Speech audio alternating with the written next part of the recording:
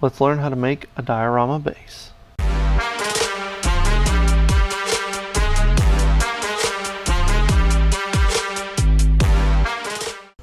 Not So Average Builder is sponsored by USAGundamStore.com, bringing the hobby to your front door. Use promo code NOTSOAVERAGE and get 10% off your next order. Hey guys, Tom here, and this is Not So Average Builder. And with just a few things, you can make an awesome base for your miniatures or for your Gunpla. In this case, we're going to make one for the Alex. So follow along and we'll get to building. As far as your base goes, I just used the XPS extruded polystyrene. It works wonderful for this, but you want to seal it, and that's where the Sculpt-A-Mold video that I made a couple weeks back comes into play. I know I've already put it on here on how to make it, and I've already put it on the diorama, but I screwed up, so I needed to add a little bit more. You'll see here it is rock solid after a couple of days of drying, or a day of drying or so. But as far as the size of the diorama, that is all up to you. I used a picture frame as my diorama base, and so that I just cut out my foam to that. Now I'm going to be making a concrete. It's going to be half concrete and it's going to be half dirt. The concrete section needs to be semi-level, so make sure you're wearing your dust mask when doing this, but sand the area that you need to sand. I'm going to do this probably 2 or 3 times. I'm using a 320 grit sanding block so that I can get the most even surface. And it may not look like it right here, but there's a significant difference between the dirt section and what will be the concrete section. Now here I'm just marking off where I want that dividing line to be. And if you look at any concrete patio or area, construction area, they've got a detailed lip that separates everything else from the concrete. And so there's like a thick section of concrete. I tried to replicate this. It didn't seem to want to work the way I wanted it to, but we improvised. Now here I'm just marking out my concrete dividing sections, your freeze line, so to speak. And I think I did it 2 inches apart. And using your straight edge, just draw down to the other side. Now when you're using your hobby knife to do this, A, you've got to be really careful, but B, don't use the blade part. Use the back edge of the blade. It cuts a deeper groove and it doesn't dull the blade as much. Now you see here I did screw up. I did not score the foam, and that is one thing I do need to stress. Sand the foam, use a wire brush on the foam, but make sure that you give that foam some pores, because the Sculpt-A-Mold did not want to stick on that side. So here I'm just taking some PVA glue and I do weigh it down with a giant jug of purple power. Now that's all had time to dry. Now we're going to paint the dirt section. And I'm just using a run-of-the-mill brown. Nothing special for this. It's going to be covered up here in a few minutes anyway. But you just want to make sure you get good even coverage. You don't want to miss spots, so definitely do 2 coats. Just to be on the safe side, because any of the Sculpt-A-Mold that is underneath will show through like a sore thumb. Okay, now we're going to paint the concrete side. And this, I'm using a really dark gray. This one's pewter gray. These are just strictly like acrylic paints you can get from Walmart. Don't spend a whole lot of money on these. Don't use your hobby paints on these. You can do them, but you are literally spending a lot more money to cover the same stuff. So once these all have time to dry, now we're going to paint on our scenic glue. For those of you that watched my scenic glue video on how to make it, you know what I'm talking about. You know what I'm going to do next as well. So you want to get a nice, even, thin coverage over all of your brown texture. We're going to use the sandalwood grout. Now I do recommend to use a mixture of dirt and grout. If you don't have that, you can just use grout like I did. It won't look as good like mine didn't, but that's neither here nor there. You can make do with what you got. So make sure you cover all of the surface. No wet spots should be visible, and let it sit. Once that sits and dries, now we're going to do our spraying the scenic glue on. And remember just to wet the surface with isopropyl alcohol or wet water, and then make sure you heavily coat or spray mist the scenic glue all over top of the grout or your grout dirt mixture, and make sure that you get all of your excess, any puddles. Again, mine probably had that white film on there after it dried because there was still some of the gloss in there. So make sure you only use the matte. Now we're going to start dry brushing your concrete.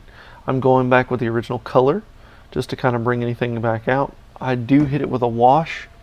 Actually, I'm not dry brushing, I'm sorry. I'm just painting on here because there was some of the grout that got on there and it didn't look the way I wanted it to. Now we're going to wash it.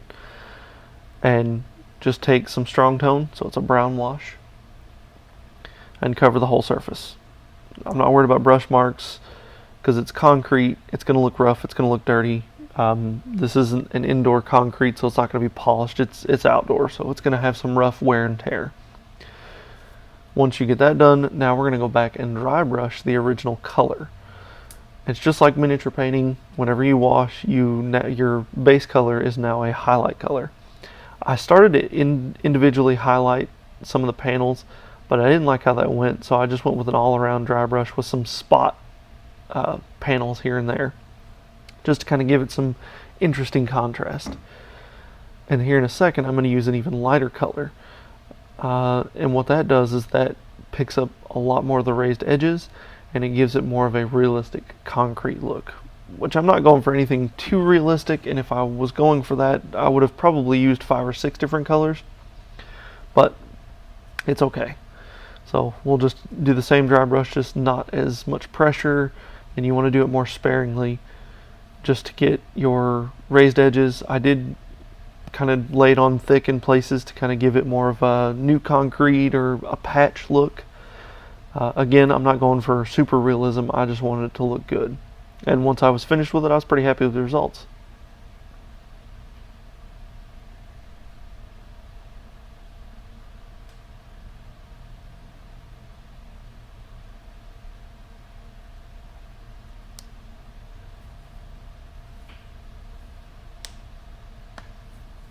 Now it does end up looking a little dusty, but with the grout next to it, or the dirt, it does kind of go along with it, because something that close to dirt, if the wind blows, you're going to get some dusty looks to it. So it kind of worked out. But as far as like if you were just doing a concrete pad with no dirt around it, there would be some extra steps you'd have to do to make sure that the concrete didn't just look dusty. For this thing, I created a battery sled cover out of ply plate, and it just snugly fits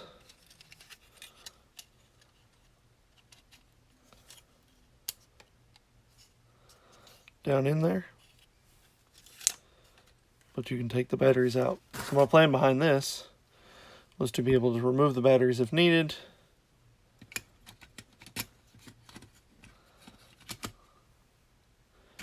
and that way once the wires are hid, it just looks like a pile of armor and will be painted. Now I just took bits and pieces of the outer armor and broke it up.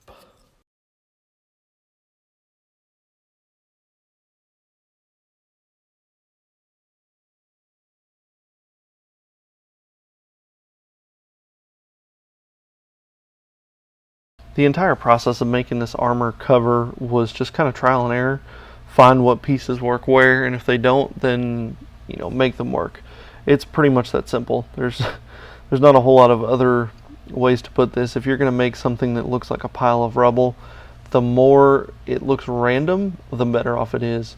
Now you can use the Tamiya extra thin, or you can use super glue. It is up to you on how you do it. If you do the super glue method, you will need the extra or the Instaset. And if you do the Tamiya extra thin, be prepared to stand there for quite a long time to make sure that you get everything lined up and locked in place before you set it down. I made that mistake a few times, and that's why I switched over to super glue. So if you're going to attempt this, I would highly recommend using the super glue and the Instaset. Your life will thank you. You won't be there for 2 hours with one piece. I'm talking from experience. Oops. As far as figuring out where you want to put the sled, I did drill a hole already. We've already gone through this, but I'm going to show you how I came to where I wanted to put it. So I didn't have a whole lot of room with the second set of armor, So what you're going to do is just place your armor where it needs to be, or where you think it looks best on the diorama, and then mark a point that you can on the base itself so you can drill out your hole. Now the cool part about this stuff is it doesn't require a lot of pressure to drill through it. So once I got that through, got the button snipped off, I just simply made sure that I had my fitment right, dropped a couple of dabs of super glue where I needed it. I did mark these holes so I had some reference points.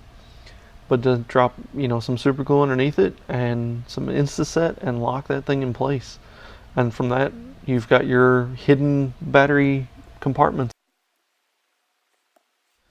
Alright, now we're going to put these in here. I've already put LEDs here, I've already put LEDs here, and we're going to add the 3 remaining around this, because the goal is to have this look like there's pieces on fire underneath, and these LEDs are welding, so I wanted to make it look like there were sparks or current emanating. So we're going to start out with 1. Now the cool thing about these is they're small enough, even the LED is small enough to where I can just drill 1 hole and feed it up through, and I'll have 3 separate holes going through these. Now I did, because the foam was just not acting right, I did have a drill bit that was just a little bit bigger than the LED, but I found that a bigger drill bit worked a lot better. So now you take your orientation of where your stuff is going to go. You kind of make a mental note around the kit.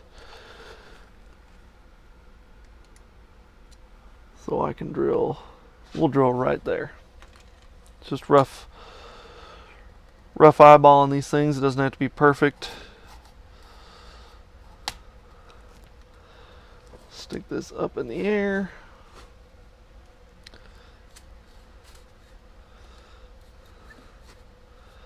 And just keep drilling. Even when you think you're done, drill a little bit more. And what that does is that allows the LED to fit through there a lot smoother, because there's not a whole lot of resistance on this wire. So do your best to straighten the wire out. And feed it up through, if you can see it sitting right there. Now, the hard part of this is making sure you've got your LED placement where you need it to be, which isn't a big deal. So we can take this, since I've bent this out of the way, we can set this down, we can move the LED in or out wherever we need to, but I just want to make sure that we're not going to interfere with it. And we're not. Now we're going to use super glue. I know what you're thinking. Be careful with super glue. If this super glue touched the foam, it would disintegrate it. But since we're using the plaster, I can use the super glue. Now what I'm going to do is just put a small dab around the hole and kind of let some of it go in here, and before it goes down too far, hit it with the accelerator, and that'll stop it from hitting the foam. I know the hole's a little big, but once everything's actually in place, you won't even notice it.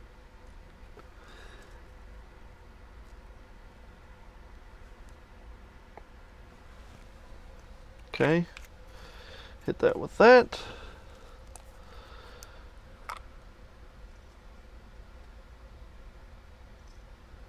Hit it with the accelerator. And because it is a big drop of super glue, it may take a second, so we'll just let it sit. But it won't take very long at all, a couple seconds maybe. And it doesn't have any effect on the finish, because I did use the same method on these, and as you can tell, there's no discoloration, so once this stuff evaporates, it's good. So don't worry about trying to clean this up. You'll probably make more of a mess than what you did to begin with, or what you're trying to accomplish. So we'll give it a check. Still a little, not a big deal. A couple more seconds should be good. Now to lock in the wires on the other side, because it is on foam, I'll just end up using some PVA glue. This is the Elmer's glue all is what I've been using. You can get A much bigger bottle for probably around the same price. Don't do what I did. Don't go to Hobby Lobby and buy this stuff because it's ridiculously expensive. It's dry now. So I can bend that backwards a bit. And voila, it's golden. I'm waiting on a connector to come in, so I'm going to put the rest of these LEDs in here.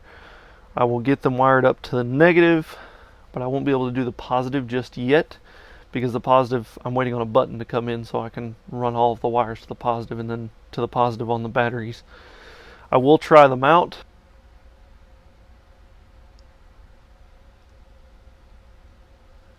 And she's flickering. Looks like something's on fire underneath there. And as far as the paint goes on this, I'm probably just going to do like a very standard, because I don't want to take away from the kit itself. I want it to be in the background, but I don't want to go overboard. I may change my mind and go overboard because that's not so average fashion, but that's not something that needs to be done. But it's that simple. You can put LEDs on your dioramas, no big deal. So I'll go off and finish these, and when we come back, we will work on painting these. And then we'll be able to finish up the entire diorama. I'm excited. Are you excited? I'm about ready for this to be over. Here is what all of the LEDs on the diorama look like. While we're watching this, I'd like to take a moment and say, if you like this video, give it a thumbs up. And if you haven't already, please consider subscribing. Love to have you hang around for a bit. Now, we're going to work on the armor pieces. And I use the Mr. Surfacer 1500 Black because I'm going to use metallics over top of it, and I really want them to stand out. So this is what it looks like. It's a nice flat black primer. We're going to use Tamiya's X10 gunmetal. I'll paint that. I'm not going to show you all this stuff. It's stuff I've done before. And then we're going to take the Mr. Hobby clear blue and black with a mixture and put it over top of all of that.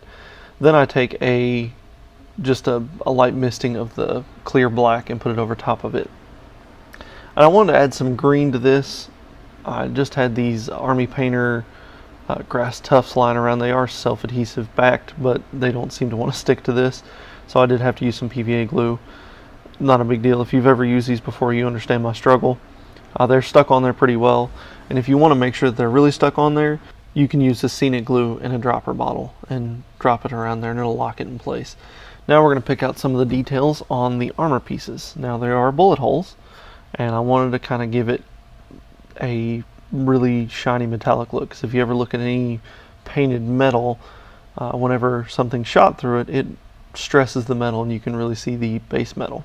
I don't want to make it look like this just happened, so no rust effect or anything like that.